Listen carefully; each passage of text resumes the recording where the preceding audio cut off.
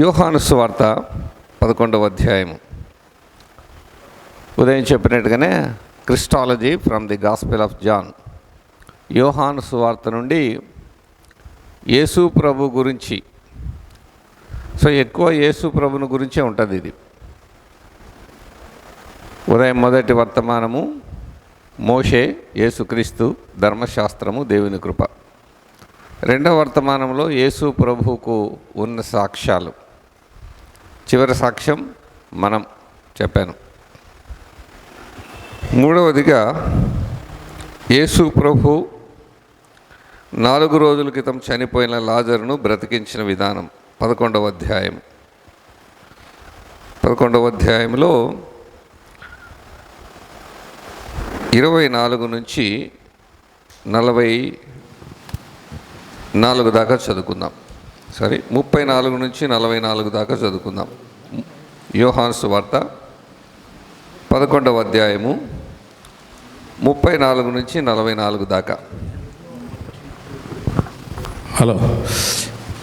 34 నుండి 44 వరకు. వారు ప్రభువా వచ్చి చూడుమని ఆయనతో చెప్పిరి. యేసు కన్నీళ్లు విడిచెను. కాబట్టి యూదులు అతనిని ఎలాగూ ప్రేమించనో చూడని చెప్పుకొనిరి. వారిలో కొందరు ఆ గుడ్డివాని కన్నులు తెరిచిన వాడైన ఈయన ఇతనిని చావకుండా చేయలేడా అని చెప్పిరి. యేసు మరలా తనలో మూలుగుచు సమాధి వద్దకు వచ్చెను. అది ఒక గుహ. దాని మీద ఒక రాయి పెట్టి ఉండెను. యేసు రాయి తీసివేయుడని చెప్పగా చనిపోయిన వాని సహోదరి అయిన మార్త, ప్రభువా అతడు చనిపోయి 4 దినములు అయినది కనుక ఇప్పటికీ వాసన కొట్టునని ఆయనతో చెప్పాను. అందుకు యేసు, నీవు నమ్మిన ఎడల దేవుని మహిమ చూతువని నేను నీతో చెప్పలేదా అని ఆమెతో అనెను. అంతటా వారు ఆ రాయి తీసివేసిరి. యేసు కన్నులు పైకెత్తి, తండ్రి, నీవు నా మనవి వినినందున నీ కృతజ్ఞతాస్తుతులు చెల్లించుతున్నాను. నీవు ఎల్లప్పుడూ నా మనవి వినుచున్నావని నేను ఎరుగుదును. కానీ నీవు నన్ను పంపితేవని చుట్టూ నిలిచి ఉన్న ఈ జనసమూహము నమ్మునట్లు వారి నిమిత్తమై ఈ మాట చెప్పిదినాను. ఆయన ఇలాగూ చెప్పి లాజరు బయటికి రమ్మని బిగ్గరగా చెప్పగా చనిపోయిన వాడు కాళ్ళ చేతుల ప్రేత వస్త్రములతో కట్టబడిన వాడై వెలుపలికి వచ్చాను. అతని ముఖమునకు రుమాలు కట్టి ఉండెను. అంతటా యేసు, మీరు అతని కట్లు విప్పి పోనీయుడని వారితో చెప్పాను. చిన్న ప్రార్థన. దయగల మా తండ్రి, స్తోత్రములు. ఈ సభలు ఏర్పాటు చేసుకున్న పెద్దలు, పరిశుద్ధులు, పరిచారకులు వీరందరిని బట్టి దేవా స్తోత్రములు. మీ దీనదాసులైన నన్ను ప్రేమతో ఆహ్వానించి వారు నా పట్ల కనపరిచిన ఆదరాభిమానాలకు, చేసిన సకల విధమైన సపరచర్యలకు తగిన ప్రతిఫలం, ఆశీర్వాదం దయచేయండి. అల్పుడైన నేను ఈ సమయంలో మీ వాక్యం ప్రకటించవలసి ఉండగా మీ ఆత్మ సహాయమును, ప్రేరేపణ దయచేసి వినుచున్న వారికి ఆత్మీయ క్షేమం, ఆత్మరక్షణ కలుగునట్టు మా ప్రభా తండ్రి మరి నన్ను మరుగుపరిచి మిమ్మల్ని మహిమపరచుకోమని, ఈ సమయాన్ని మాకు ఆశీర్వాదకరంగా, మీ నామానికి మహిమకరంగా చేయమని, అలాగే ఈ రాత్రి వేళ ప్రయాణంలో మీ తోడు కాపుదల, మీ దీనదాసులైన నాకు అనుగ్రహించమని యేసుక్రీస్తు దివ్యనామమున ప్రార్థన చేసి వేడుకొంచున్నాం మా ప్రియ పరలోకపు తండ్రి. ఆమెన్. ఈరోజు రాత్రి ఇక్కడ బస్సు ఎక్కి అనంతపురంకి వెళ్ళి అనంతపురం నుంచి 70 కిలోమీటర్లు తిరిగి ప్రయాణం చేయాలి. రైట్, మంచిది. సో ప్రపంచంలో ఉన్న గొప్ప ఆధిక్యతల్లో ఇలాగా దేవుని సన్నిధిలో నిలబడి వాక్యం చెప్పడం కూడా ఒక గొప్ప ఆధిక్యత.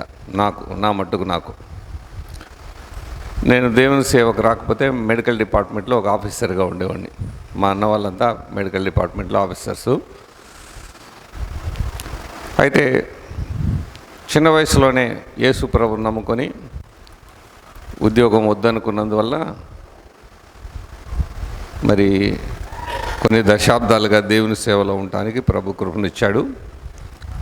మా ఊర్లో బ్రదరన్ సంఘం స్టార్ట్ చేయడానికి ప్రభు నాకు కృపనిచ్చాడు. 93వ సంవత్సరంలో ప్రారంభించాము. అంచెలంచెలుగా అభివృద్ధి అయ్యి అనేకులు ప్రభువుని నమ్ముకొని ఆయన సన్నిధికి వస్తున్నారు. మేము సంఘం ప్రారంభించినప్పుడు కొత్త వాళ్ళని మాత్రమే దేవుని కొరకు సంపాదించుకోవాలని తీర్మానం చేసుకున్నాం. సో మా సంఘంలో ఉండే దాంట్లో 1-2 కుటుంబాలు తప్ప అందరూ కొత్తగా యేసు ప్రభుని ఎరగని వారు, ఇంతకుమునుపు ఎరగని వారు యేసు ప్రభుని నమ్ముకున్నారు. అది మాకు ఇవ్వబడిన ప్రత్యేకమైన పరిచర్య, బీడు భూములు దున్నే పరిచర్య. స్థానిక సంఘం అభివృద్ధి పొందుతుంది కాబట్టి స్థలం మాకు 20 సెంట్లు మందిరానికి స్థలం ఉంది. ఇప్పుడు మందిరం 20 సెంట్లలో లేదు, 10 సెంట్లలో ఉంది. ఇంకా ఎక్స్టెన్షన్ చేసుకోవాలి. నెక్స్ట్ ఇది నిండిపోతుంది మందిరం. ఒకసారి ఎక్స్టెన్షన్ చేసాము, నిండిపోతుంది.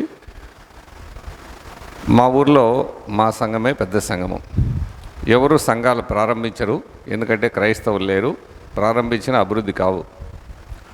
మా ఊర్లో బాక్సింగ్ ఫెలోషిప్ కూడా చాలా చిన్నగా ఉంటుంది, ఒక 30 మంది ఉంటారు. ఎందుకంటే ప్రతి చోట వాళ్ళ సంఘం అభివృద్ధి అవుతుంది, కానీ మా ఊర్లో అభివృద్ధి కాలేదు. హోసన్న సంఘం లేదు, పెంతికోస్తు సంఘం లేదు, ఏ సంఘాలు లేవు. చిన్న చిన్నవి ఏవో స్టార్ట్ చేశారు, అభివృద్ధి కాలేదు. బైబిల్ మిషన్ సంఘంలో 25 మంది ఉంటారు. కఠినమైన ప్రదేశం అది. అయితే ఆ ప్రదేశంలో తల్లి గర్భమందు పుట్టినప్పుడే ప్రభు నన్ను ప్రేమించి రక్షించి తన పరిచర్యకులు నియమించాడు. కాబట్టి ఆయన ఆశ్చర్యకరమైన ఆశీర్వాదం వలన అంచెలంచెలుగా సంఘం అభివృద్ధి అవుతుంది.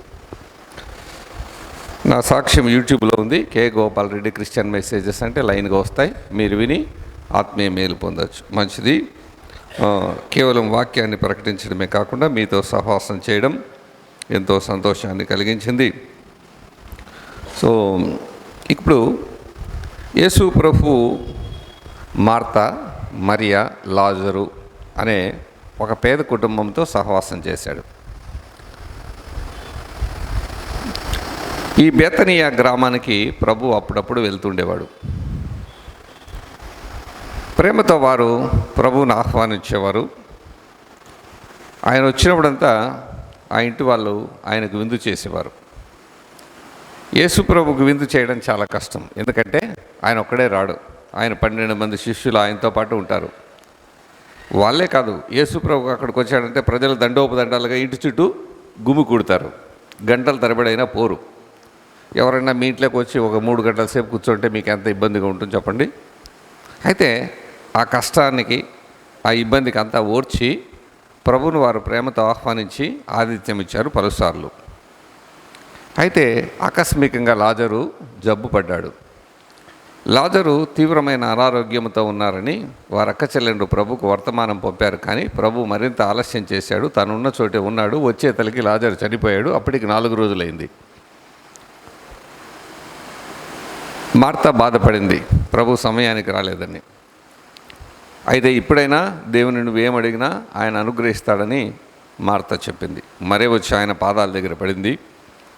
అక్కడున్న జనాలు, ఈయన అనేక అద్భుత కార్యాలు చేశాడు కదా, ఈ చనిపోయిన లాజర్ని ఏమైనా బ్రతికిస్తాడా, బ్రతికించలేలే అనుకున్నారు వాళ్ళు.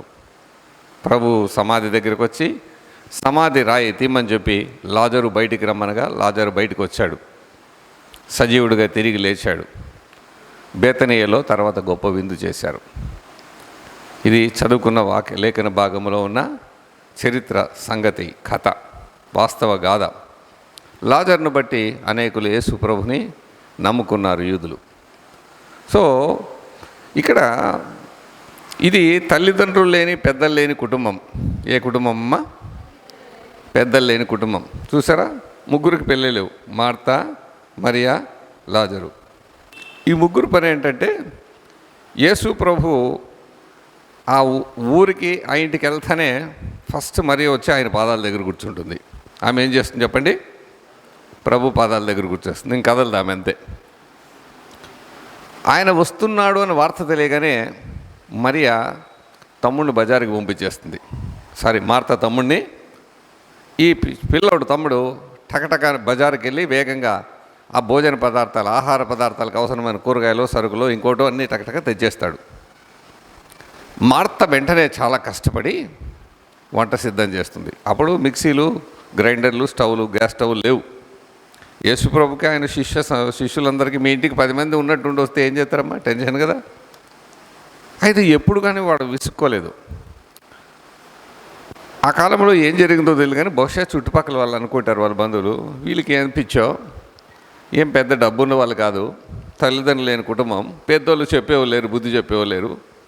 ఏదమ్మా, ఆ యేసుప్రభు వచ్చినవాడంతా శిష్యులను వేసుకొని వస్తాడు, మీ ఇంట్లో గంటల తరబడి ఉంటాడు, రాత్రిపూట్లు వస్తే కూడా ఇక్కడే ఉంటాడు. ఆయనకి ఆయన శిష్యులకి భోజనాలు చేసి పెడుతుంటే మీకేం పని లేదా? ఊర్లో ఎవరు లేరా? పెద్దోళ్ళు మీకు ఎవరు చెప్పేవాళ్ళు లేరు? తల్లిదండ్రులు లేకపోతే ఇట్లా బుద్ధి లేని పనులు చేస్తారు అని ఉంటారని నేను అనుకుంటున్నాను. మీరు అనుకోకపోయినా పర్లేదు, ఇది వేదంలో లేదు, వాదమొద్దు, అంతే కదా. సో కనుక తరచుగా ప్రభు కోసం వాళ్ళు చాలా కష్టపడేవాళ్ళు, చాలా ఖర్చు పెట్టేవాళ్ళు. ఇప్పుడు ఖర్చు పెట్టడం కంటే కష్టపడేది చాలా ఇబ్బంది. ఇప్పుడు మనం ఇంటికి ఎవరైనా సడన్గా వచ్చారనుకోండి, ఇప్పుడు అన్నీ ఉన్నాయి కాబట్టి ఊరికే ఆర్డర్ చేస్తే బిర్యానీ వచ్చేస్తుంది ఇంటికి, లేక హోటల్కి వెళ్ళి పార్సల్ తెచ్చుకోవచ్చు. కానీ అంతమందికి కష్టపడి చేయాలంటే చాలా ఇబ్బంది. ఈ కుటుంబం ఎంతగా పరిచయం చేస్తుంటే దాని ప్రతిఫలం ఏమో ఎవరికి తెలియదు. బైబిల్లో ప్రభువు ఎవరికి రుణస్థుడు కాదు అని ఉంది. ఏముంది చెప్పండి? ప్రభు ఎవరికి రుణస్థుడు కాదు అంటే నువ్వు ఏ విధంగా ఆయన సంఘం కొరకు, ఆయన కోసము నీ సొమ్ము, సమయము, శక్తి ఖర్చు పెట్టినా, ప్రయాసపడినా, ప్రార్థించినా, పరిచయం చేసినా, ప్రసంగం చేసినా, ప్రయాణంలో సాయం చేసినా, ఏ విధంగా నువ్వు కష్టపడినా దానికి ఖచ్చితంగా ప్రతిఫలము ఏదో రీతిగా నీకు ఇస్తాడు.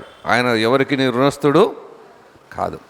సో ఈ కుటుంబము ప్రభు కొరకు బాగా ఖర్చు పెట్టింది, కష్టపడింది. దాని ప్రతిఫలం ఏంటో తెలుసా? అన్నిటికీ వెలకట్టవచ్చు, కానీ ప్రాణానికి వెలకట్టలేం. లాజరు చనిపోయాడు. ఎన్ని కోట్లు ఇస్తే బతుకుతాడు చెప్పండి? ఏ వైద్యుడు బ్రతికిస్తాడు? సో వారి ప్రేమ, ప్రయాస, పరిచర్య, దానికి ప్రతిఫలం ఏంటంటే చనిపోయిన తమ్ముడైన లాజరును బ్రతికించాడు. బేతనీయ గ్రామంలో చాలామంది ఉన్నారు కదా, యెరూషలేములో చాలామంది ఉన్నారు కదా, ఇజ్రాయెల్ దేశంలో చాలామంది ఉన్నారు కదా. మరి ఈ కుటుంబంలో చనిపోయిన లాజరునే ప్రభు బ్రతికించడానికి కారణం ఏంటి? వారి ప్రేమ, వారి అభిమానము, వారి విశ్వాసము. ప్రభు కొరకు వారు ఏ కార్యమైనా చేయడానికి వెనుకంజకుండా ముందుకు వచ్చారు. కాబట్టి దాని ప్రతిఫలాన్ని ఇప్పుడు అనుభవించాడు. ఎంత డబ్బు పెడితే లాజరు తిరిగి బతుకుతాడు? ఎవరు బ్రతికించలేరు, ఎంత డబ్బు పెట్టినా కాదు. కాబట్టి దేవుడు రుణస్థుడు కాదు. సో వారి పరిచర్య ఎంత వేస్ట్ కాలేదు, వారి ప్రేమ వేస్ట్ కాలేదు, వారి ఆతిథ్యము వేస్ట్ కాలేదు, వారంత సొమ్ము ఖర్చు పెట్టారు, అదేం వేస్ట్ కాలేదు. చూసారా ఎంత గొప్ప ప్రతిఫలం ఇచ్చాడో, ఎంత గొప్ప ఆశీర్వాదం ఇచ్చాడో. ప్రభువు తగిన కాలంలో ఆ కార్యం చేస్తాడు, మనకు తెలీదు. ఆయన ఎప్పుడు ఎవరికి రుణస్థుడు కాదు. నేను చాలా ఖర్చు పెట్టాను, కష్టపడ్డాను, నేను చాలా పోగొట్టుకున్నాను, చాలా నష్టపోయాను అని అనుకుంటాం మనం, అంతేగాని దేవుడు ఖచ్చితంగా దానికి ప్రతిఫలం ఇస్తాడు. నా అనుభవం చెప్తాను. 23 ఏళ్ళ వయసులో నా గురించి ఏమనుకున్నారంటే, ఈయన బ్రతికితే 30 ఏళ్ళ వరకు బతుకుతాడు, అంటే ఇంకొక 7 సంవత్సరాలు బతుకుతాడు, చచ్చిపోతాడు అనుకున్నారు. ఎందుకంటే నేను సువార్త సేవకు నిద్రాహారాలు మాని, ముఖ్యంగా కర్నూలు జిల్లాలో తిరిగి సమయానికి సన్నగా అయిపోయి గడ్డం పెంచుకొని ఈ లోకం పైన నాకు ఏమాత్రం చింత, ఒక ఆలోచన, కోరిక లేకుండా. పెళ్లి చేసుకోవాలని మనసు లేదు, చేసుకుందామన్నా ఎవరు ఇచ్చేవాళ్ళు లేరు, అలా ఉంటే ఎవరెవరు. కాబట్టి యవ్వన వయసులో నేను పూర్తిగా ఆరోగ్యాన్ని పోగొట్టుకున్నాను. అంటే బ్రతికితే ఇంక ఉంటే ఒక 6-7 ఏళ్ళు బ్రతకచ్చినామనుకున్నాను. ఒక 2 ఫర్లాంగులు కూడా నడవలేని స్థితికి వచ్చేసాను కదండి, అంత బలహీనత వచ్చేసి. యవ్వన వయసులో ఆరోగ్యాన్ని పోగొట్టుకున్న నాకు ప్రభు అన్యాయం చేయలేదు. ఇప్పుడు నా వయసు 64 ఏళ్ళు దాటిపోయి ఒక్క 10 రోజుల లోపల 65లో ఎంటర్ అవుతాం. నాకు బీపీ లేదు, షుగర్ లేవు, థైరాయిడ్ లేదు, మోకాలు నొప్పులు లేవు, ఒక్క పొల్లు ఊడిపోలేదు, కంటి ఆపరేషన్ జరగలేదు, కంటి పొర ఆపరేషన్ లేదు, కంటద్దాలు లేకుండా నేను బైబిల్ చూడగలుగుతున్నాను. యవ్వన కాలంలో ప్రభు కోసమై నా ఆరోగ్యం అంతా పోగొట్టుకున్న నాకు నా బంధువులు, హిందువులు చూసి, అయ్యో వీడు యేసు ప్రభువుని నమ్ముకొని అనారోగ్యంతో వీడు చచ్చిపోతున్నాడు, వీనికి ఏమీ తెలియక కొండల్లో ప్రార్థన చేసుకున్నాడు, ఎప్పుడు ఉపవాసాలు ఉన్నాడు, వీడు బ్రతకడు అనుకున్న నన్ను ప్రభు ఆశీర్వదించి ఏమిచ్చాడు చెప్పండి? వృద్ధాప్యములో నా సమకాలికులందరూ, దాదాపు నా స్నేహితులు, క్లాస్మేట్లు 30 మంది చచ్చిపోయారు. చచ్చిపోతానని అనుకున్న నన్ను ఏం చేశాడు చెప్పండి? ప్రభు బ్రతికించి నా సమకాలికులకు, నాకంటే చిన్న వయసుకు వాళ్ళకి, అనేకులకు లేని చక్కని ఆరోగ్యం ఇచ్చాడు. హిందువులైనా, మహమ్మదీయులైనా, క్రైస్తవులైనా ఆరోగ్యం కావాలనుకుంటారు, అంతేనా? యవన కాలంలో ఉద్యోగం వద్దనుకొని ప్రభు సేవకు వచ్చిన నేను కటిక దారిద్ర్యాన్ని అనుభవించాను. లాస్ట్కి చినిగిపోయిన బట్టలు వేసుకునే పరిస్థితి. ఆ రోజుల్లో పేదరికం ఎక్కువ, 40 సంవత్సరాల క్రితం. ఈ వృద్ధాప్యంలో దేవుడు నాకు ఐశ్వర్యం కూడా ఇచ్చాడు. ఐశ్వర్యం ఇచ్చి 2 రోజులైంది. సో మనము ప్రభు మనకి రుణస్థుడు కాదు. నువ్వేదో అవిశ్వాసంతో, అల్ప విశ్వాసంతో సంఘం కొరకు చేస్తే, దేవుని కొరకు చేస్తే నువ్వెవరికి చెప్పుకోవాల్సిన పని లేదు. నేను అది ఇచ్చాను, చేశానని. దానికి ఖచ్చితంగా ప్రభువు ప్రతిఫలం ఇస్తాడు. నేను పేదవాడుగా ఉండడానికి, నిరుపేదగా జీవించడానికి తీర్మానం చేసుకొని దేవుని సేవకు వచ్చాను. ఎందుకంటే అప్పుడు చిన్న సంఘం ప్రారంభించాం. సంఘం నుంచి నేనేమి తీసుకోను, సంఘం కొరకు నేనే ఖర్చు పెట్టేవాడిని. పేదవాడుగా ఉండడానికి నేను తీర్మానం చేసుకుంటే ప్రభు ఐశ్వర్యం ఇచ్చాడు. చూసాడా? కాబట్టి దేవుడు ఎవరికి రుణస్థుడు కాదు. లాజరు, మరియా, మార్తా ప్రభువుకు చేసిన పరిచర్యకు ప్రతిఫలంగా ఆశీర్వదించి ఏం చేశాడు చెప్పండి? చనిపోయిన లాజరును బ్రతికించాడు. నువ్వేం చేసావో ప్రభు నీ మనసుకు చెప్పుకో, అంతే. ప్రభు రుణస్థుడు మాత్రము కాదు. ప్రభు కోసం నేను ఎంతో నష్టపోయాను, నాకేం ఆశీర్వాదం లేదు అని ఎవరు అనలేరు. అలా కోరుకున్న వ్యక్తి ఎవరు? పౌలు. ఆయన బాహ్య సంబంధమైన, ధన సంబంధమైన, ఇహలోక సంబంధమైన ఆశీర్వాదాలు కోరుకోలేదు. ఆయన దైవ సంబంధమైన, ఆత్మ సంబంధమైన, సేవా సంబంధమైన ఆశీర్వాదాలే కోరుకున్నాడు. ప్రభు అవే ఆయనకి ఇచ్చాడు. రైట్, మంచిది. సో లాజరు చనిపోయాడు. ఈ వార్త ప్రభువుకు తెలిసింది. ఏమన్నాడు ప్రభు? ఈ వ్యాధి మరణము కొరకు వచ్చినది కాదు, కానీ దేవుని కుమారుడు దాని వలన మహిమపరచబడినట్టు దేవుని మహిమ కొరకు వచ్చినదనెను. చూసారా? కొన్నిసార్లు కొన్ని సమస్యలు, కొన్ని కుటుంబాల్లో ఎట్లంటే, మేము సువార్తపై ఎంత చెప్పినా వాళ్ళు దేవుని మందిరానికి రారు. ఏదైనా ఒక బాధ, ఏదైనా ఒక వ్యాధి వచ్చినప్పుడు వాళ్ళే వచ్చి ప్రార్థన చేయించుకొని మందిరానికి వస్తుంటారు. అంటే మనిషి అవసరము దేవునికి అవకాశం. Man's necessity is God's opportunity. అంటే మనిషి అవసరాన్ని బట్టి వస్తే దాన్ని బట్టి దేవుడు రక్షించడానికి దేవునికి అవకాశం అది. కాబట్టి ఇది లాజరుకు వచ్చిన వ్యాధి దేవుని మహిమకు దారితీస్తుంది. మనకు వ్యాధులు, బాధలు, సమస్యలు, తొందరలు కొన్నిసార్లు అది దేవుని మహిమకే దారితీస్తాయి. యేసు మార్తాను, ఆమె సహోదరిని లాజరును ప్రేమించెను. చూసారా? కనుక యేసు ప్రభువు ఈ బేతనీయ గ్రామంలో, యెరూషలేములో ఉన్న అత్యంత ధనవంతులను కాదు ప్రేమించింది. ఎమ్మెల్యేలు, మినిస్టర్లను, కలెక్టర్లు కాదు. ఒక సామాన్యమైన కుటుంబము, అనామకులుగా ఉన్నవారు, చిన్న కుటుంబం, ఆ కుటుంబాన్ని ప్రభువు ప్రేమించాడు. ప్రభువు ప్రేమ నిజమైనది, నిస్వార్థమైనది, నిష్కలంకమైనది, నిండైనది. ఆయన ప్రేమలో స్వార్థం లేదు. నిష్కల్మషమైన ప్రేమ, నిండైన ప్రేమ, నిత్యమైన ప్రేమ, నిస్వార్థమైన ప్రేమ. ఈ పేద కుటుంబాన్ని ప్రేమించాడు. ఇంకా ప్రభు ఏమంటున్నాడు చూడండి, 11వ వచనంలో. ఆయన ఈ మాటలు చెప్పిన తర్వాత, మన స్నేహితుడైన లాజరు నిద్రించుచున్నాడు. కదండి? మీ జిల్లా కలెక్టర్ ఉన్నాడు అనుకోండి, ఎవరు బస్సులో కండక్టర్ ఉంటే, తను కండక్టరు నాకు ఫ్రెండ్ అని చెప్తాడండి? మీ జిల్లా కలెక్టర్ కాదు, ఏ జిల్లా కలెక్టర్ కూడా చెప్పడు కదండి. ఎందుకంటే మనకు కొంచెం నామోషి, ఎట్లా కూడా ఉన్నాడు సార్కి ఫ్రెండ్సు, ఈయన స్థాయి ఏంటి, ఇదేంటి. సో ఇట్లాగా పెద్దవాళ్ళు చిన్నవాళ్ళని మా బంధువులని, స్నేహితులని చెప్పుకోరు. చిన్నవాళ్ళు పెద్దవాళ్ళని మాకు బంధువు అవుతాడు, ఆయన కొత్తగా ఎమ్మెల్యే అయితే మనకి దూరం బంధువు అవుతాడని చెప్పుకుంటారు. యేసు ప్రభు లాజరుని ఏమని పిలుస్తున్నాడు? మన స్నేహితుడు. ఏంటి చెప్పండి? ఎంత గొప్ప పదము. మన గురించి ఆ మాట అంటే కినా ఎంత ధన్యమైపోతుంది. మన స్నేహితుడు చచ్చిపోయాడు. బాగా బ్రతికుంటే, ఆరోగ్యంగా ఉంటే, ఐశ్వర్యంలో ఉంటే, అధికారంలో ఉంటే, వాళ్ళు మనల్ని ఏం డబ్బులు అడగకపోతే మా బంధువులు, వాళ్ళు మాకు పరిచయస్తులు, మన స్నేహితులు అంటాము. వాళ్ళు ఏదైనా ఇబ్బందుల్లో ఉంటే, కష్టాల్లో ఉంటే, ఆర్థిక అవసరాల్లో ఉంటే మాకేమంత తెలియదు అని చెప్తాం. ఇప్పుడు లాజర్ని ఏమన్నాడు? మన స్నేహితుడు. చూసారా? ప్రభు ఎంత గొప్పగా లాజరు గురించి చెప్తున్నాడో. ఆయన మొహమాట పడలేదు ఈ విషయంలో.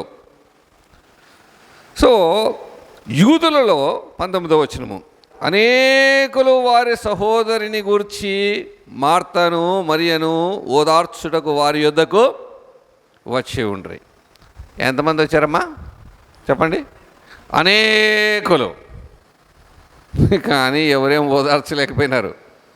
ఎందుకంటే మనుషులు మనల్ని మాటల ద్వారా ఓదార్చడానికి ప్రయత్నం చేస్తారు, కానీ ప్రభు పరిస్థితులు మార్చి ఓదారుస్తాడు.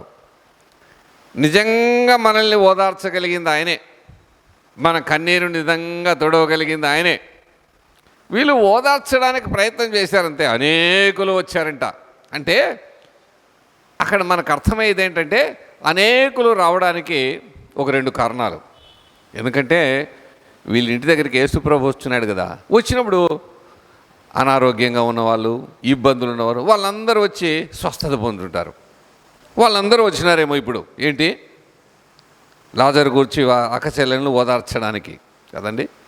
లేక ఈ కుటుంబానికి, అది కూడా కాకుండా ఇంకొకటి, ఈ కుటుంబానికి చాలా మంచి పేరు ఉంటుంది, ప్రతి ఒక్కరిని ప్రేమతో పలకరించేవారు, మంచి సాక్ష్యం కలిగిన వారు. కాబట్టి ఏం చేశారు చెప్పండి, అనేకులు వచ్చారు. సరే,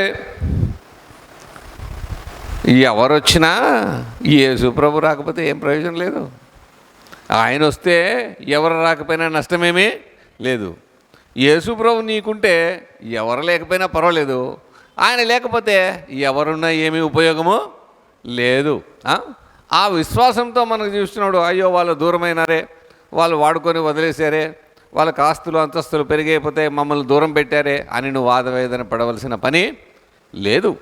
సో ప్రభు వచ్చాడు. ఇప్పుడు ఎవరు వచ్చారు చెప్పండి? ప్రభు వచ్చాడు. ప్రభు మార్తాతో మాట్లాడుతున్నాడు. లాజరు తిరిగి లేచునంటే మార్త, అంత్యదినమున పునరుత్థానమందు లేచునని నేను ఎరుగుదును ప్రభు అంటే, అందుకు యేసు, పునరుత్థానమును జీవమును నేనే. ఏంటంటే ఏమమ్మా? పునరుత్థానమును జీవమును నేనే. ఇందుకు పునరుత్థానం అంటే ఏంటి? పునరుత్థానం అనే పదము బైబిల్లో తప్ప ఇంకెక్కడ ఏ మత గ్రంథాల్లో లేదు. రిజరక్షన్. What is resurrection? పునరుత్థానం అంటే ఏంటి? పునరుత్థాన పదము ఏ మత గ్రంథాల్లో కూడా లేదు. పునరుత్థానం, రిజరక్షన్ అన్నారు ఇంగ్లీష్లో. Resurrection is not just rising from death. పునరుత్థానం అంటే చనిపోయి తిరిగి లేవడం మాత్రమే కాదు. ఇప్పుడు లాజరు తిరిగి బ్రతికినాడు, పునరుత్థానం చెందలే. తబిత బతికింది, పునరుత్థానం చెందలే. ఐదుకు అనే పిల్లోని యవనస్తుని పౌలు బతికించాడు, అది పునరుత్థానము కాదు. పునరుత్థానం అంటే మరణించి తిరిగి మరణము లేని మహిమ గల దేహాన్ని ధరిస్తే అది ఏమంటాం చెప్పండి? పునరుత్థానం. పునరుత్థానములో ప్రథమ ఫలము ప్రభు అయిన యేసుక్రీస్తు. లాజరు చనిపోయిన తర్వాత లేచాడు, కానీ చనిపోకముందు ఏ దేహాన్ని కలిగి ఉన్నాడో చనిపోయిన తర్వాత తిరిగి లేచినప్పుడు అదే దేహాన్ని కలిగి ఉన్నాడు. అది పునరుత్థానము కాదు. ఇంతవరకు పునరుత్థానం చెందిన వారిలో ఒకే ఒకరు, ఎవరు చెప్పండి? ప్రభు అయిన యేసుక్రీస్తు.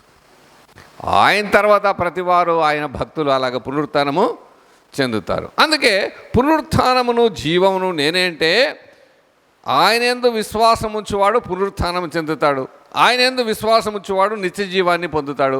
ఆయనకు దూరంగా ఉన్న వానికి పునరుత్థానం లేదు, నిత్య జీవం లేదు.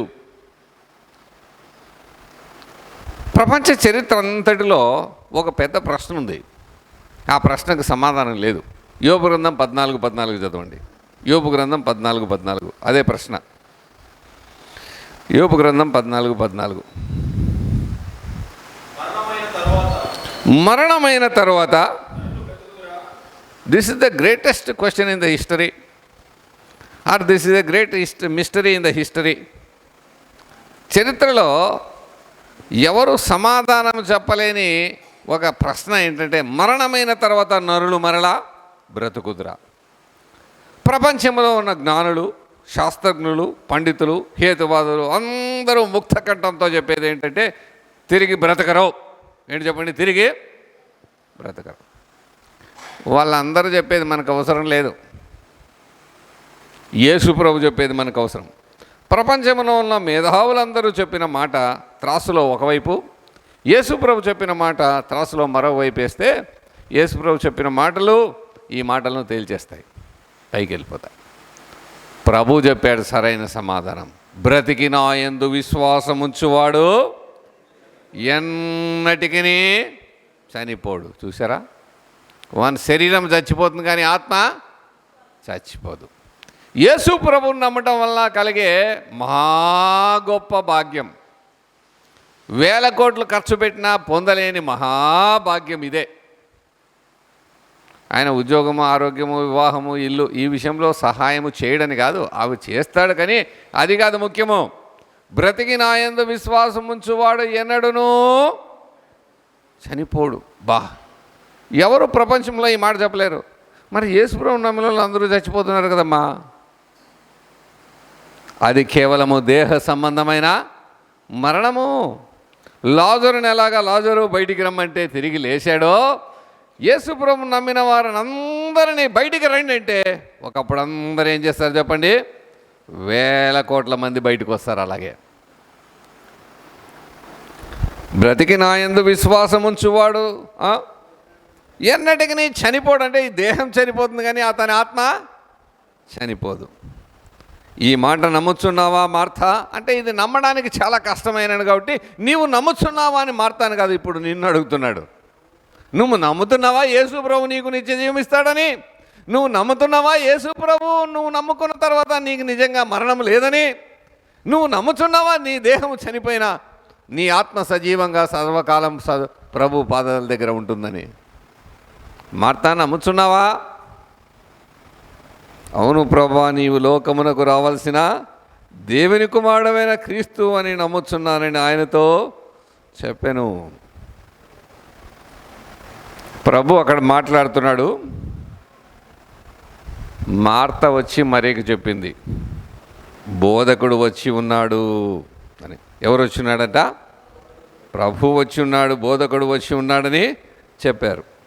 అప్పుడు అంతటా 32వ వచనం, ఎన్నో వచనం చెప్పండి. అంతటా మరియా యేసు ఉన్న చోటుకి వచ్చి ఏం చేసింది? యేసు ఉన్న చోటుకు వచ్చి, ఏం ప్రభువా ఎంత ఆలస్యం చేస్తేవి, ఎంత నిర్లక్ష్యము అన్నదా. ఇంగ్లీష్లో అన్నాడు, God's delays are not his denials అన్నాడు. దేవుడు ఆలస్యము చేసినంత మాత్రాన నిరాకరించినట్టు కాదు అని కదండి. మరి వచ్చి ఏం చేసింది చెప్పండి? ఆయన పాదముల మీద పడి, ఇంతకు ఇన్ని 100 మంది ఆమెను ఓదార్చడానికి వచ్చారు కదా, ఎవరైనా ఆయన పాదాల దగ్గర పడ్డారా? లేదు. మరి వచ్చి రాగానే ఏం చేసింది? ఆయన పాదముల మీద పడింది. మరియ కోరుకునే స్థానం అదే. చూడండి 12వ అధ్యాయం, పేజీ తిప్పాల్సిన పని లేదు. 3వ వచనము, 12వ అధ్యాయము 3వ వచనము, 12వ అధ్యాయము 3వ వచనం చదవండి. అదే యోహాను సువార్తనే.